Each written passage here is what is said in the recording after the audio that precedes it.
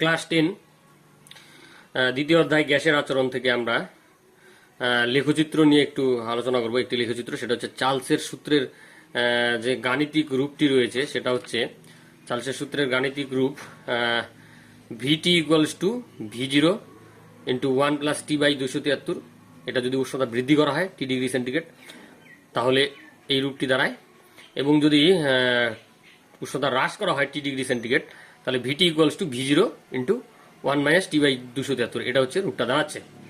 তো যাই হোক, আমরা এইটা ধরে নিয়ে আমরা একটা লেখচিত্র অঙ্কন করব। সেটা হচ্ছে ভিটিকে ভি ধরতে পারি, ভি ধরলাম সুবিধার্থে। তাহলে ভি বনাম স্মল টি লেখচিত্র অঙ্কন করব। এই যে ভি বনাম স্মল টি লেখচিত্র অঙ্কন করব।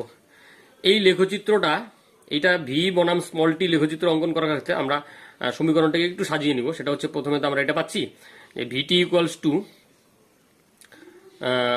V0 into 1 plus T by 273।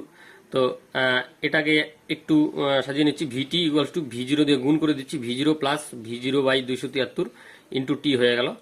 এবার এই পার্টটাকে আমরা আগে লিখছি আর V0টাকে একটু পরে লিখছি। তাহলে V0 বাই 273 থাকলোই, তার সঙ্গে টি যেরকম গুণ হয়ে আছে থাকলোই, প্লাস V0টাকে পরে লিখলাম। এটাকে 1 নং সমীকরণ দিলাম। এই সমীকরণটাকে যদি আমরা y equals to mx plus c এই সরলরেখার সমীকরণের সঙ্গে তুলনা করি, তাহলে কি দেখব? আমরা ভি কে বা ভিটি বা ভি কে আমরা ওয়াই এর সঙ্গে তুলনা করি, টি কে আমরা এক্স এর সঙ্গে তুলনা করব, V0 কে সি এর সঙ্গে তুলনা করব। তা এই সমীকরণে ওয়াই কি বোঝায়? ওয়াই হচ্ছে ওয়াই অক্ষের স্থানাঙ্ক, এক্স হচ্ছে এক্স অক্ষের স্থানাঙ্ক, এম হচ্ছে যে সরলরেখা তার প্রবণতা, আর সি হচ্ছে ওয়াই, ওই সরল রেখাটি ওয়াই অক্ষের সঙ্গে কোন বিন্দুতে ছেদ করলো, অর্থাৎ ওয়াই অক্ষের ছেদিতাংশ।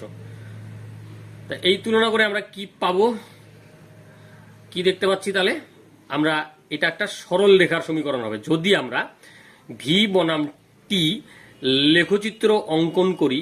তাহলে ওইটি একটি সরল রেখা হবে, এবং সেই সরল রেখার নতি হবে V0 বাই 273, V0 বাই 273। এবার লেখচিত্রটা এবার আমরা আঁকবো। তো আঁকি লেখচিত্র। এবার আমরা কি বললাম যে ওয়াই অক্ষ বরাবর ভি অঙ্কন করব। এই যে এটা হচ্ছে ওয়াই অক্ষ, এটা হচ্ছে এক্স অক্ষ। এবার ওয়াই অক্ষ বরাবর ভি, এটা ঊর্ধ্বমুখী তীর চিহ্ন, যা দিয়ে বোঝাচ্ছে যে এই বরাবর ভি এর মান বাড়তে থাকবে। এটি হচ্ছে এক্স অক্ষ, এই বরাবর আমরা সেন্টিগ্রেড স্কেলে উষ্ণতা বোঝাচ্ছি, এবং এই বরাবর যে তীর চিহ্নটা দেওয়া আছে বোঝাচ্ছে এই বরাবর উষ্ণতা বৃদ্ধি পাবে। এই মূল বিন্দুকে আমরা 0 ডিগ্রি সি এর সঙ্গে তুলনা করছি। এবার আমরা যে লেখচিত্র পাচ্ছি, সেই লেখচিত্রটি এই রকম হবে। এই অংশটুকুন কি বোঝাচ্ছে? এই অংশটুকুন হচ্ছে ওয়াই অক্ষের ছেদিতাংশ। এই অংশটুকুন বোঝাচ্ছে ওয়াই অক্ষের ছেদিতাংশ, মানে সি। অর্থাৎ আমাদের যে সমীকরণটি ছিল সেটি হচ্ছে এই যে সমীকরণে V0 হচ্ছে এইটুকুন বোঝাচ্ছে, এইটুকুন হচ্ছে V0, ঠিক আছে? 0 ডিগ্রি সেন্টিগ্রেড উষ্ণতায় আয়তন হচ্ছে এইটুকুন।